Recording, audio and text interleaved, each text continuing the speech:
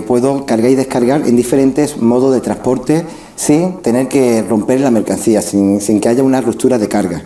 Tenemos como unidades de transporte intermodales los palés, los bloques y cajas móviles. Nosotros vamos a hablar hoy de palés y contenedores. El palé es una plataforma donde se agrupa la mercancía. Puede ser de madera, puede ser de chapa de acero y de plástico. El que más se vende, el que más se utiliza en transporte es el de madera. Puede ser propio de la empresa o bien adherirse a un pool de palé, que significa es un sistema de alquileres entre fabricantes, transportistas y distribuidores. La medida de los palés, los más utilizados a nivel internacional, son los Europalets, o también llamados palés europeos, de 1,2 por 0,8 metros, o 1200 por 800 milímetros. El palé universal, también llamado UK Pallet, o ISO Pallet, o palé americano, que es un poquito mayor, es de 1,2 metros por 1 metro, o 1200 por 1000 milímetros. Hay otros tamaños que están estandarizados, que son los que aparecen ahí, pero los más utilizados son los dos primeros, sobre todo a nivel internacional, en Estados Unidos, en Canadá, en Latinoamérica se utiliza más el palé universal, y el palé europeo, pues lógicamente en Europa es donde más se utiliza. Recomendaciones para garantizar la estabilidad de la carga: hay que evitar huecos vacíos, que quede totalmente compacta la mercancía en el palé, y para eso hay cajas también que están estandarizadas en tamaños para que quede totalmente compacto. Hay que evitar que las cargas se sobresalgan, siempre con una altura y una anchura que sean las que dispongan el propio palé. Hay que retrastilar la carga, se hacen 4 vueltas en la parte inferior en plástico y 2 vueltas en la parte superior aproximadamente. Si hiciera falta también hay que flejarlo. Optimizar la base del palé de tal manera que ocupe el 100% de su base, de esa manera también queda más estable la mercancía.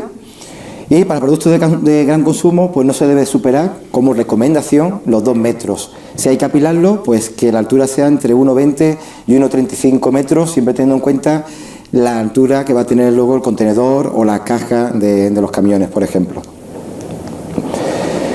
Según la normativa internacional de medidas fitosanitarias, a los palés hay que hacerle un tratamiento para las plagas. Entonces hay 2 tipos de tratamiento. Uno de ellos está prohibido en Europa, en el resto del mundo pues se puede utilizar, pero en Europa está prohibido desde hace unos 4 años aproximadamente. Los 2 tratamientos, uno es térmico y otro es fumigación con bromuro de metilo. Esos palés, una vez que estén tratados, tienen que estar sellados, como aparece en el slide. Vemos en la parte izquierda una especie de espiga con las iniciales IPPC, que significa Protección y Control Integral de Contaminación, y las iniciales de la derecha, donde viene el país, en este caso España, el código del país y una cifra de 4 números que identifica la empresa que hace el tratamiento o la fumigación. Luego aparecen las iniciales HT, que sería tratamiento térmico, o como vemos en el sello de abajo, MB, que sería fumigación con bromuro de metilo. En el caso del contenedor, es un recipiente metálico, generalmente es de acero, donde se introduce la mercancía y ahí se unitiza. En el transporte marítimo, los buques se mide por TEUs. El buque más grande actualmente que existe es el Maersk Triple E, que tiene una capacidad de 18.000 TEUs. TEUs es el tamaño, es de 6 metros de largo, como veremos en los siguientes slides. Todos los medios de transporte están adaptados a los contenedores. En el caso del aéreo, pues tenemos contenedores especiales que se llaman ULD, que lo vemos en la imagen de la derecha, que son de aluminio y tienen esa forma porque es la forma de la estructura, el fuselaje del avión. Todos los contenedores están registrados en BIC, que es el Bureau International de Conteneurs, o sea, la Oficina Internacional de Contenedores y Transporte Intermodal. Aparece el número de identificación, empiezan con 3 letras, en este caso vemos en el slide CTX, ese es el código BIC que identifica, son las siglas de la empresa fabricante del contenedor. U significa unit, que es la unidad de contenedor, y luego un número de serie, que en este caso sería 331374, que identifica, es como si fuese la matrícula exacta de ese contenedor. El número 1 último es el dígito verificador. En todo código siempre aparece un número de verificador. Luego hay otra numeración que viene abajo, es el 22G1. Ese indica el ancho, el alto, el tipo de contenedor y el material del contenedor. Y ya los números de abajo, pues te indica en el primero, MGW, que significa es el peso máximo del contenedor. Ahí incluye tanto el contenedor, la estructura, como lo que contiene la mercancía. Y medido en kilos y en libras. En este caso es un contenedor de 20 pies y por tanto el peso máximo bruto sería de aproximadamente 30.000 kilos, 30 toneladas. La tara es el peso del contenedor, que pesa unos 2.000 kilos. El neto es el peso de la mercancía máxima que puede llevar en el interior, que es aproximadamente en este tipo de contenedor de 28.000 kilos. Y luego, finalmente, el volumen, que también en este tipo de contenedor pues de 33 metros cúbicos.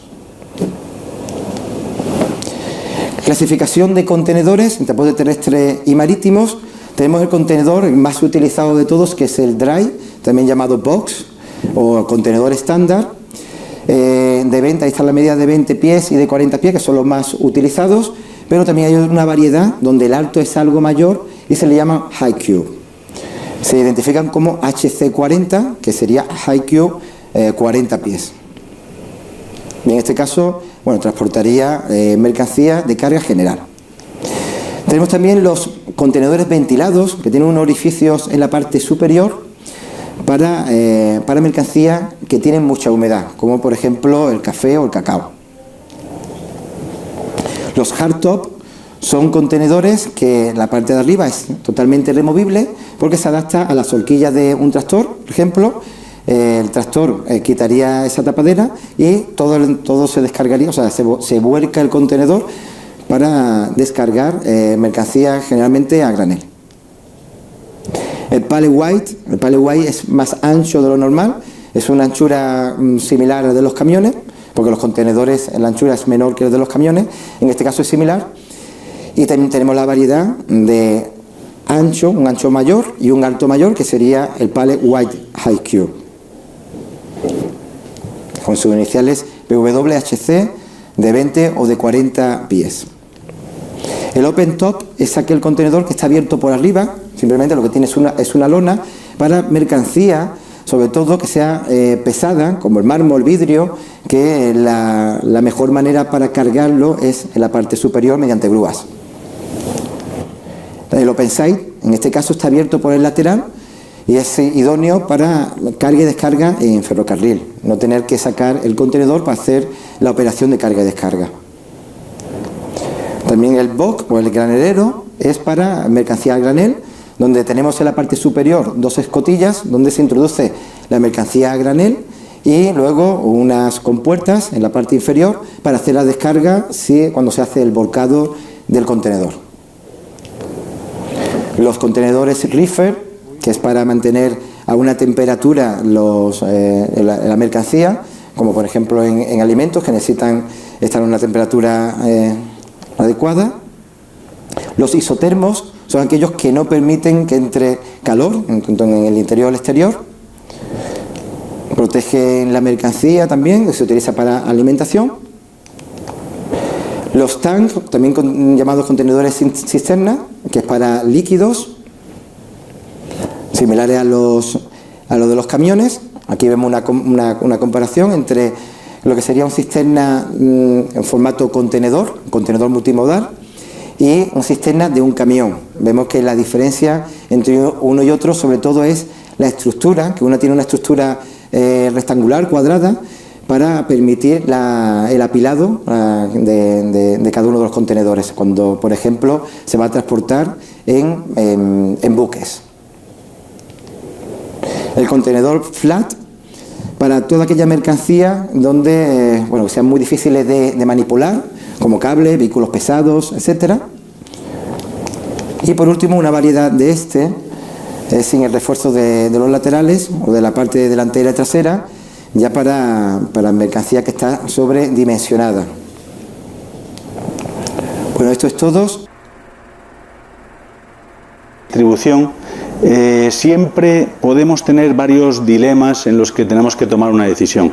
Algunos de los típicos dilemas que tenemos a la hora de seleccionar modelos de transporte, el primero es, ¿tendremos una solución propia o subcontrataremos la solución de transporte? Otro dilema puede ser, ¿pondremos medios dedicados para nosotros, para nuestro canal de distribución, o los compartiremos con otras redes de distribución?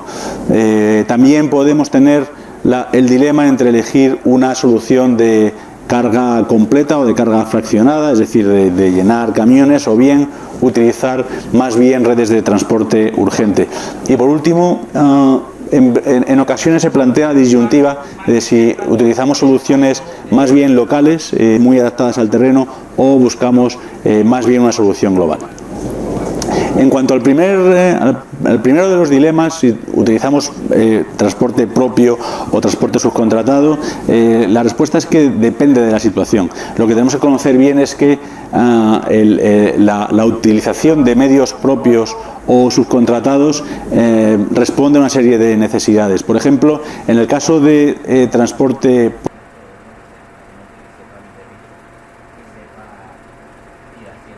vamos a mejorar el control que tenemos sobre la actividad de transporte. También en general podemos tener una capacidad de respuesta más rápida, puesto que si tenemos los medios propios a nuestra disposición, en general podremos adaptarnos mejor a niveles de demanda un poco superiores o un poco especiales. Pero tiene algunas contrapartidas, y es que el sector de transporte es un sector muy intensivo en capital, requiere altísimos niveles de inversión y de coste fijo. Es decir, al final una empresa de transporte hay que tener almacenes, hay que tener equipamiento, hay que tener vehículos, tenemos que tener a nuestra disposición personal para manejar las cargas, y esto al final es un dinero inmovilizado, un alto coste fijo, y también es muy intensivo en personas, y esto pues dependiendo de la legislación aplicable del país donde nos encontremos, la gestión del personal puede ser realmente complicada. La tendencia actual en las economías desarrolladas es que los modelos de transporte propios se utilizan más bien en situaciones muy locales, con una altísima densidad de demanda. Por ejemplo, podemos encontrar en España empresas que tengan una distribución propia, por ejemplo en Madrid y Barcelona, y el resto de la península ibérica la hacen mediante transporte subcontratado. A la hora de subcontratar el transporte tenemos varios modelos posibles. En el gráfico aparecen 4 y son modelos escalables desde una situación, modelos muy sencillos de subcontratación con transportistas, empresas muy pequeñas, empresas casi familiares, que lo que tienen es un camión y una pequeña oficina, poco más, y son capaces sencillamente de transportar la mercancía de un punto a otro. Pueden aportar una información básica sobre el transporte, y generalmente solo son capaces de darnos una solución, un modo de transporte, pues por ejemplo típicamente por carretera. Una evolución de la subcontratación es con transitarios o forwarders. Los transitarios o forwarders lo que hacen es aportar un poco más de valor a lo que hace un pequeño transportista. En general son con tampoco demasiados recursos, pero aparte de tener recursos como almacenes o camiones, oficinas, lo que sí tienen es un gran conocimiento del mercado, y son capaces de utilizar diferentes modos de transporte, son capaces de a su vez subcontratar con otras empresas del sector, incluso subcontratar diferentes modos de transporte en diferentes localizaciones geográficas. Prueba los calendarios online. Aportar una información o unos reportes más especializados y más elaborados que los que podemos obtener con un transportista más pequeño.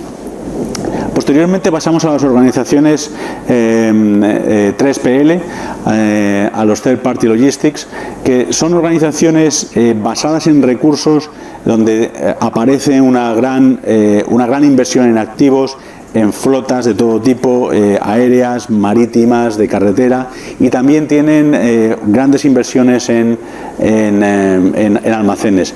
Son organizaciones con las que podemos subcontratar prácticamente cualquier parte de nuestra cadena logística, bien sea almacenaje, transporte nacional, transporte internacional, importaciones, etcétera, etcétera.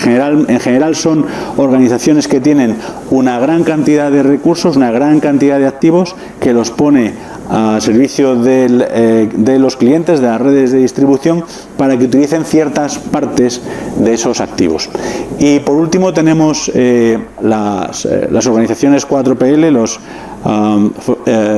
Four Party Logistics, que lo que hacen realmente es subcontratar la totalidad de la supply chain de un cliente. Toda la cadena de suministro de un cliente, de cualquier fabricante, son capaces de replicarla en su modelo, de sustituir la cadena de suministro que tiene un canal de distribución actual y sustituirlo por un servicio que da el proveedor de logística.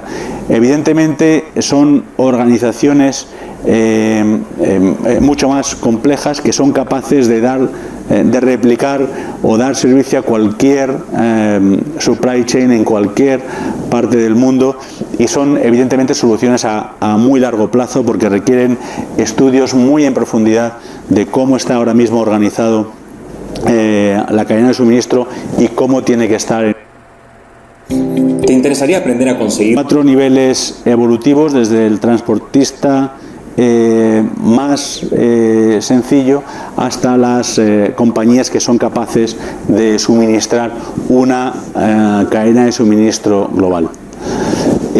También tenemos que tener claro en una solución de transporte si utilizaremos medios dedicados para nuestro canal de distribución, o podemos utilizar medios compartidos. En general, las empresas de transporte, los operadores logísticos, pueden darnos servicios de mucho valor añadido con medios compartidos con otros clientes, pero en ocasiones nuestro propio canal de distribución puede necesitar de medios dedicados que podemos subcontratar con empresas de logística. En el ebook aparecen diversos ejemplos de cómo o de qué tipo de medios dedicados podemos tener, pero podemos tener, por ejemplo, los vehículos bala, que son capaces de darnos un lead time muy corto, con un camión o un vehículo ligero dedicado a nuestras necesidades. Podemos tener también entregas dedicadas en los grandes hipermercados, porque generalmente tienen horas concretas de entrega. Podemos tener a nuestra disposición operarios, implants operativos. Podemos tener a nuestra disposición todo tipo de software o hardware que nos pueda poner el operador logístico. Podemos tener a nuestra disposición productos de mucho valor, como las entregas Technical Courier, entregas dedicadas, en fin. Como canal de distribución, la gama de soluciones dedicadas que podemos tener en el mercado es amplísima y desde luego se puede subcontratar. Es decir, no un medio dedicado significa que lo tenemos que poner nosotros como canal de distribución, sino que podemos acudir al mercado para que el mercado nos ponga este tipo de soluciones. También otro de los dilemas más frecuentes es si utilizamos una red local o una red. Tenemos que afrontar una decisión entre utilizar diversos tipos de soluciones, sobre todo soluciones de transporte urgente o soluciones más convencionales de entrega en un mayor plazo de entrega. Dependiendo de las necesidades que tenga una red de distribución, tenemos que elegir un tipo de solución u otro. Por ejemplo, tenemos el caso de que si el lead time es la necesidad fundamental, reducir el lead time, la necesidad fundamental de un canal de distribución, lo que tenemos que hacer es elegir una empresa de transporte urgente que, si haya habido algún problema de planificación, podamos llegar al cliente lo antes posible. Si lo que queremos es reducir nuestros tiempos de ciclo, desde que se diseña un producto hasta que se pone en la tienda, lo que tenemos que podamos hacer ejercicios conjuntos de análisis para ver cómo mejorar esa supply chain. Si lo que nos preocupa realmente es que siempre tengamos disponible stock, que nunca haya rotura. Necesitas una página web profesional ganadora De transporte urgente, pero que también tenga la posibilidad de servicios especiales para llegar al cliente en tiempos récord. Si lo que buscamos es que nuestra cadena de suministro tenga una gran fiabilidad, lo que tenemos que hacer es irnos a empresas líderes de transporte, multinacionales o empresas líderes locales, con la cual podamos hacer un gran trabajo de planificación de volúmenes de forma muy recurrente. Si lo que buscamos es una frecuencia cada vez menor, pues tenemos que buscar empresas de transporte urgente que sean capaces de entregar de manera rápida poca cantidad de producto. Cuando buscamos una gran flexibilidad, lo que tenemos que tener son empresas que en general sean muy flexibles y capaces de encontrar soluciones personalizadas. A veces las grandes multinacionales tienen poca capacidad para adaptarse a la flexibilidad que requiere un cliente muy particular. Cuando buscamos costes de almacenaje o muy bajos o reducir el valor del inventario, pues las empresas de transporte urgente suelen ser una buena solución, porque un transporte muy urgente disminuye el inventario medio, por lo tanto el coste de almacenaje y el valor de dicho inventario. Si lo que queremos es a toda costa reducir los costes de transporte, nos tenemos que ir a empresas de carga completa, donde no nos importa tanto el tiempo en tránsito, pero sí nos importa rellenar camiones y mandar camiones una vez que están llenos.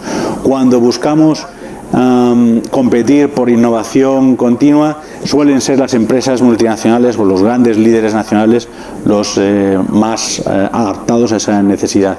Si buscamos como diferenciación un punto de contacto que nos dé una gran atención, una gran información sobre lo que está ocurriendo en el transporte de nuestras mercancías, tendremos que buscar empresas que sean capaces de tener centros de transporte o centros de atención al cliente o helpdesk muy especializados en diversos sectores. Cuando buscamos servicios de valor añadido, en general con los 3PL o los 4PL buscamos especialización por sectores. Si queremos una gran capilaridad, es decir, llegar